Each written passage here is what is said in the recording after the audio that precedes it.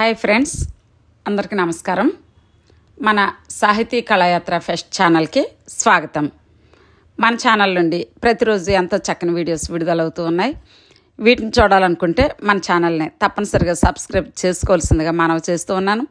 అదేవిధంగా ఈరోజు వీడియో మీకు నచ్చితే తప్పనిసరిగా లైక్ చేయండి. Please like, share and subscribe. ప్రేక్షక మిత్రులారా, సినిమా అనేది మనసును మాయ చేసే ఓ అద్భుత కళల లోకం. ప్రతి కథలో ఓ హృదయానికి హత్తుకునే మాధుర్యం ఉంటుంది. ప్రతి పాత్రలో మనకు కనిపించే నిజ జీవిత అద్దం దాగి ఉంటుంది. ఇప్పుడు మన ముందుకు రాబోతున్న ఈరోజు చిత్రం కలిసొచ్చిన అదృష్టం. ఇది 1968 నాటి సినిమా. ఈ చిత్రంలో మన జీవితాన్ని మార్చే అదృష్టం ఎప్పుడో ఎక్కడో అనుకోకుండా కలుస్తుందనే ఆలోచనను సుందరంగా ఆవిష్కరించారు. ప్రముఖ నటీనటుల అద్భుత నటన, మనసును కట్టిపడేసే సంగీతం, మధురమైన సంభాషణలు ఈ సినిమాకి ప్రత్యేకతలు. కుటుంబ బంధాలు, ప్రేమ, త్యాగం, విశ్వాసం ఇవన్నీ ఒకే వేదికపై కలిసే సుందర కథ ఇది. అందుకే మనమంతా కాసేపు ఈ కథలో ప్రవేశించి కలిసొచ్చిన అదృష్టం అనే ఈ చిత్రం విశేషాలు తెలుసుకుందాం. ఈరోజు ఈ చిత్రానికి లభించినటువంటి అవార్డులు మరియు ప్రత్యేక గుర్తింపులు. ఈ చిత్రానికి ప్రధానంగా జాతీయ అవార్డు లేదా నంది లేదా ఫిల్మ్ఫేర్ వంటివి సూచించదగ్గ ప్రభుత్వ లేదా పెద్ద అవార్డుల రికార్డు మనకు ఈ విస్తృత వనరుల్లో అయితే కనిపించలేదు. ఇక ఈ చిత్రానికి సంబంధించిన ప్రత్యేకమైన కొన్ని బ్యాక్ స్టోరీస్ లేదా ముఖ్యమైన అంశాలు. ఈ చిత్ర దర్శకుడు కె. విశ్వనాథ్ గారు. ఈ సినిమా ఆయన దగ్గర చేసిన తొలివైపు ప్రాథమిక దశల చిత్రాలలో ఒకటి. స్క్రీన్ ప్లే మరియు సంభాషణలలో కూడా ఆయన ఉన్న పాత్ర ఉంది. కథ, స్క్రీన్ ప్లే. కథను పినిశెట్టి గారు అందించినట్లు, స్క్రీన్ ప్లే లేదా డైలాగ్స్లో కె. విశ్వనాథ్ గారు ఉన్నట్లు చూస్తాం. ఎం. జగన్నాథరావు గారు నిర్మించిన ఎస్విఎస్ ఫిల్మ్స్ బ్యానర్పై ఈ చిత్రం నిర్మితమైంది. బాధ్యత గల నిర్మాతలు తర్వాత ఎన్టీఆర్ గారితో సహకరించి మరికొన్ని చిత్రాలు నిర్మించారని పరిచయ సమాచారంలో తెలుస్తుంది. ఇక సంగీతం, టీవీ రాజు గారు. పాటలు, స్వరాలు, ప్రముఖ గీతాలు ఈ చిత్రానికి తలమానికంగా నిలిచాయి. పాటల రచయితలు సి. నారాయణ రెడ్డి గారు, కొసరాజు గారు మొదలైన వారు. ఈ చిత్రం గురించి తెలియని లేదా కొన్ని అరుదైన అంశాలు. చిత్రంలోని ఉల్లేఖనీయమైన ఐటెం నంబర్కి నటిగా విజయలలిత గారు ఉన్నారు. 50 సంవత్సరాల తర్వాత కూడా ఈ గీతం సన్నివేశం కొద్దీ ప్రత్యేక గుర్తింపును పొందింది. పాటలలో ఘంటసాల గారు, పి. సుశీల గారు, ఎల్ఆర్ ఈశ్వరి గారు వంటి గొప్ప వాయిస్లు ఉన్నాయి. పాడిన పాటలు ప్రేక్షకులకు చక్కని అనుభూతి ఇచ్చినవి. నిర్మాత మిద్దె జగన్నాథరావు గారు. ఈయన ఎన్టీఆర్ గారితో మరికొన్ని చిత్రాల కొరకు కూడా సహకరించారు. ఈ చిత్రం ఆయన కెరీర్లోనే ఒక భాగమైనట్టు స్థానిక సినిమా ఆర్కైవ్స్ బ్లాగులు రిపోర్ట్ చేస్తున్నాయి. ఈ చిత్రం రన్ టైం 170 నిమిషాలు, అనగా సుమారు 2 గంటల 50 నిమిషాలు. ప్రాచీన కాలపు సాంప్రదాయపు ఫ్యామిలీ డ్రామా ఫార్మాట్స్ అని మనకు తెలుస్తుంది. ఈ చిత్ర సాఫల్యత లేదా సాంస్కృతిక గుర్తింపు, సంగీతం మరియు ప్రేక్షకాదరణ చూద్దాం. అధికంగా సినీ సమీక్షలు, పాటల కోసం ప్రేక్షకుల నుంచి మంచి పంపకాలు ఉన్నప్పటికీ పెద్ద స్థాయి విజయం లేదా పురస్కారాల రికార్డులు ప్రత్యేకంగా గుర్తింపు పొందలేదు. పూర్తి క్యాస్ట్: ఎన్టీ రామారావు గారు ప్రకాష్ అనే ఒక ప్రధాన పాత్రలో నటించారు. కాంచనా గారు శోభాగా నటించారు. సత్యనారాయణ గారు రంగాగా నటించారు. ప్రభాకర్ రెడ్డి గారు భుజంగంగా నటించారు. రాజుబాబు గారు గణపతి పాత్రలో నటించారు. ఇది ఒక హాస్య పాత్ర. అల్లు రామలింగయ్య గారు కామెడీ పాత్రలో నటించారు. ఆయన మిక్కిలినేని గారు ఒక సపోర్టింగ్ రోల్లో నటించారు. ధూళిపాల గారు పానకాలు అనే పాత్రలో నటించారు. శాంతకుమారి గారు పార్వతమ్మ అనే పాత్రలో నటించారు. గీతాంజలి గారు సపోర్ట్ పాత్రలో ఉన్నారు. విజయలలిత గారు గెస్ట్ లేదా ఐటెం నంబర్గా కనిపిస్తారు. సంధ్యారాణి గారు గౌరీ లేదా సుకన్య లక్ష్మి ఈ పాత్రలో కనిపిస్తారు. పాటలు మరియు మరికొన్ని వివరాలు. ప్రముఖ పాటలు పచ్చ పచ్చని మరియు పట్టండి నాగలి, వందనాలు, ఈ ప్రేమ వంటి పాటలు. పాటల రచయితలుగా సి నారాయణ రెడ్డి గారు, కొసరాజు గారు ఉన్నారు. స్వరాలు ఘంటసాల గారు, సుశీల గారు, ఎల్లారీశ్వరి గారు పాడారు. కలిసొచ్చిన అదృష్టం 1968 సంవత్సరం నాటి ఈ చిత్రం పాత్రల పరిచయం. ఈ చిత్రంలోని ప్రతి పాత్ర కథలోని మలుపులకు, భావోద్వేగాలకు ప్రత్యేకమైన రుచిని జోడిస్తుంది. ఇప్పుడు ఒక్కొక్కరిని పరిచయం చేసుకుందాం. ప్రధాన పాత్రలు. ప్రకాష్ పాత్రలో ఎన్టీ రామారావు గారు నటించారు. ఈయన ధైర్యవంతుడు, నిజాయితీ గల యువకుడు. తన కృషితో జీవితం నిర్మించుకోవాలని నమ్ముతాడు. కుటుంబ బంధాలకు విలువనిచ్చే వ్యక్తి. కథలో కష్టాలను ఎదుర్కొంటూ చివరికి తన అదృష్టాన్ని సాధిస్తాడు. శోభగా కాంచన గారు నటించారు. సౌమ్య స్వభావం గల యువతి. ప్రకాష్ జీవితంలో ప్రేమగా, స్ఫూర్తిగా నిలుస్తుంది. ఆమె సహనంతో, నమ్మకంతో కథకు మృదుత్వాన్ని ఇస్తుంది. ప్రతినాయిక పాత్రలు. రంగ పాత్రలో ఎస్వి రంగారావు గారు నటించారు. సత్యనారాయణ గారు కూడా ప్రతినాయిక పాత్రలో కనిపిస్తారు. ఈయన స్వార్థపరుడు, ధనం కోసం ఏదైనా చేసే వ్యక్తి. కథలో హీరోకి అడ్డంకిగా నిలుస్తాడు. భుజంగం పాత్రలో ప్రభాకర్ రెడ్డి గారు నటించారు. మాయమాటలు చెప్పి దుర్మార్గంగా జీవించేవాడు. ప్రతినాయక శక్తిగా ప్రకాష్ జీవితానికి ఆటుపోటు తెచ్చేవాడు. పానకాలు పాత్రలో ధూళిపాల గారు నటించారు. ఈయన కపటుడు, చతురుడు, తన లాభం కోసం మోసాలకు పాల్పడతాడు. హాస్యరంగం. గణపతి. రాజబాబు గారు గణపతిగా నటించారు. సరదా మాటలతో ప్రేక్షకుల్ని అలరించే పాత్రలో చక్కని హాస్యం అందించారు. స్నేహితత్వానికి, కామెడీకి ప్రత్యేక ఈ పాత్ర. అల్లు రామలింగి గారు తన ప్రత్యేక హాస్య శైలి ద్వారా చిన్న చిన్న సందర్భాలను ఉల్లాసభరితం చేసే పాత్రలో కనిపిస్తారు.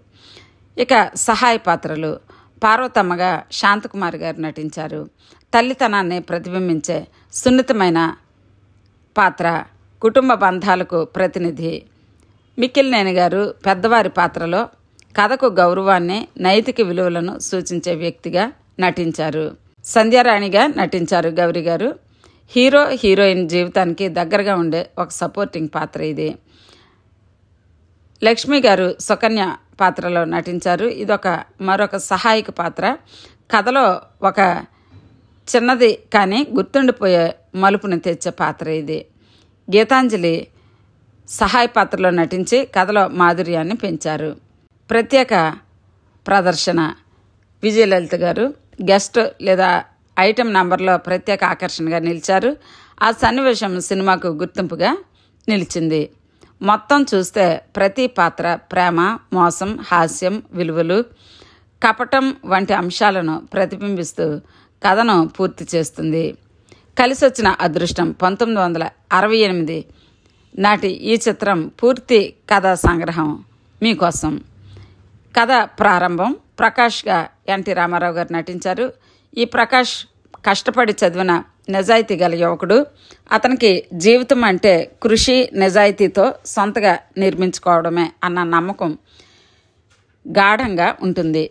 చిన్ననాటి నుండి పేదరికాన్ని చూసిన ప్రకాష్ తన తల్లి శాంతకుమారికి తోడుగా ఉండి కుటుంబానికి అండగా నిలుస్తాడు. శోభ పరిచయం. శోభ అనగా కాంచన గారు ధనిక కుటుంబానికి చెందిన సుందరి. ఆమె మంచి మనసుతో సహాయం చేయడాన్ని ఇష్టపడే అమ్మాయి. విధివశాత్తు ప్రకాష్తో పరిచయం ఏర్పడి ఆ పరిచయం క్రమంగా ప్రేమగా మారుతుంది. ప్రతినాయకుల ప్రవేశం. కథలో రంగ అనగా సత్యనారాయణ గారి పాత్ర మరియు భుజంగం ప్రభాకర్ రెడ్డి గారు ధన, అధికారాల కోసం అడ్డదారులు అన్వేషించే వ్యక్తులు. ప్రకాష్ కృషితో ముందుకు వస్తున్నాడని చూసి అతనిని అడ్డుకోవాలని కుట్రలు పన్ని అతని జీవితంలో ఆటుపోట్లు తెస్తారు. పానకాలు అనగా ధూళిపాల గారు కూడా వీరితో చేతులు కలిపి మోసాలకు పాల్పడతారు. హాస్య విభాగం. ఇక గణపతి పాత్రలో రాజబాబు గారు తన సరదా మాటలతో, అల్లు రామలింగయ్య గారు తన వినోదభరితమైన శైలితో కథలో సీరియస్ వాతావరణానికి హాస్యం జోడిస్తారు. వారి పాత్రలు ప్రేక్షకులకు ఎంతో ఊరటనిస్తాయి. ప్రేమ పరీక్షలు. ప్రకాష్ శోభల ప్రేమ బలపడుతున్న సమయంలో ప్రతినాయకులు వారిని విడదీయడానికి ప్రయత్నిస్తారు.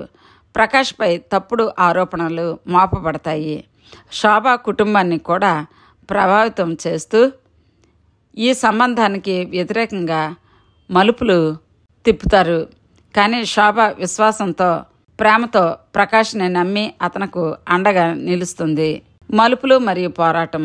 ప్రకాష్ ప్రతినాయకుల కుట్రలకు బలయ్యే దశలో కూడా ధైర్యంగా నిలబడి తన నిజాయితీతో వారిని బట్టబయలు చేస్తాడు.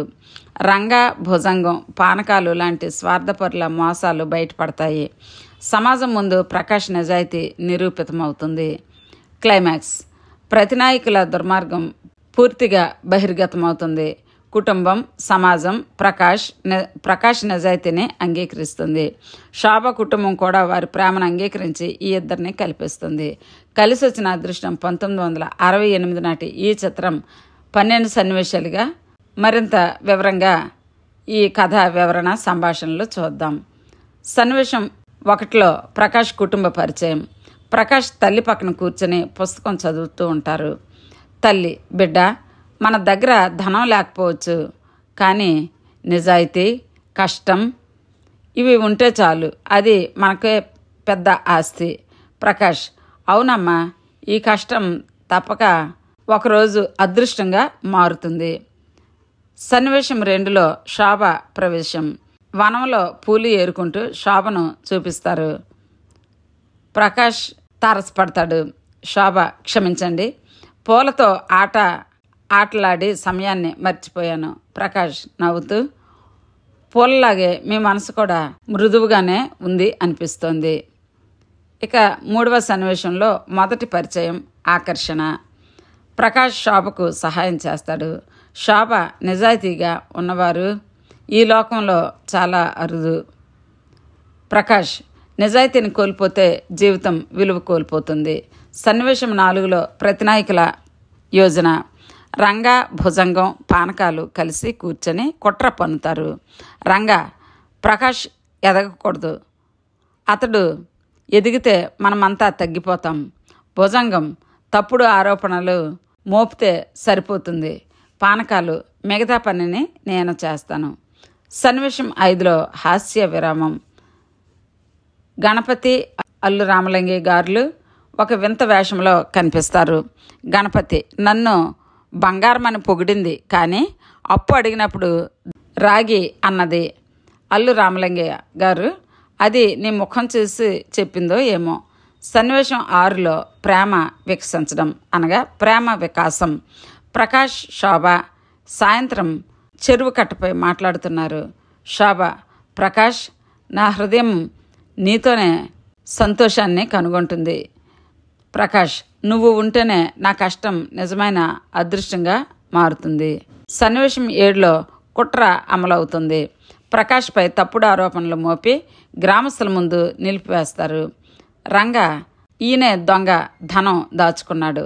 ప్రకాష్ తీక్షణంగా, నిజం చివరికి వెలుగులోకి రావడమే గొప్ప, అయితే అది అలా రావడమే తప్ప దాగిపోదు. సన్నివేశం 8లో శోభ నమ్మకం. ప్రకాష్ నిర్దోషి అని శోభ నమ్ముతుంది. శోభ, ప్రకాష్ నిజాయితీపై నాకున్న నమ్మకాన్ని ఎవరూ కదిలించలేరు. ప్రకాష్, నీ నమ్మకమే నాకు బలం. సన్నివేశం 9లో హాస్య రీఎంట్రీ వస్తుంది. గణపతి, రామలింగయ్య గారు ముసుగు వేసుకొని ప్రతినాయకుల రహస్యాన్ని వింటారు. గణపతి, వీళ్ళ రహస్యాలు అన్నీ చెవికెక్కించేశా, ఇప్పుడు ఆట వీళ్ళదే అయిపోయింది. అల్లు రామలింగయ్య గారు, కానీ నా చెవులు మాత్రం మోగుతూనే ఉన్నాయి. సన్నివేశం 10 సత్యం బహిర్గతం. ప్రకాష్ తన నిర్దోషత్వాన్ని నిరూపిస్తాడు. రంగా, భుజంగం, పానకాలు బహిర్గతం అవుతారు. ప్రకాష్, అబద్ధం ఎప్పటికీ నిలవదు, కష్టపడి చేసిన సత్యమే చివరికి గెలుస్తుంది. గ్రామస్తులు జై ప్రకాష్, నిజాయితీకి జై అని నినాదాలు చేస్తారు. శోభ. ఇక సన్నివేశం 11లో కుటుంబ అంగీకారం తెలుపుతారు. శోభ తండ్రి ముందుకు వచ్చి ఇద్దరిని కలుపుతాడు. శోభ తండ్రి ఆనందంగా, నాన్న మీరు అన్నమాటే నా అదృష్టం. సన్నివేశం 12లో ముగింపు. ప్రకాష్ శోభ పెళ్లి జరుగుతూ ఉంటుంది.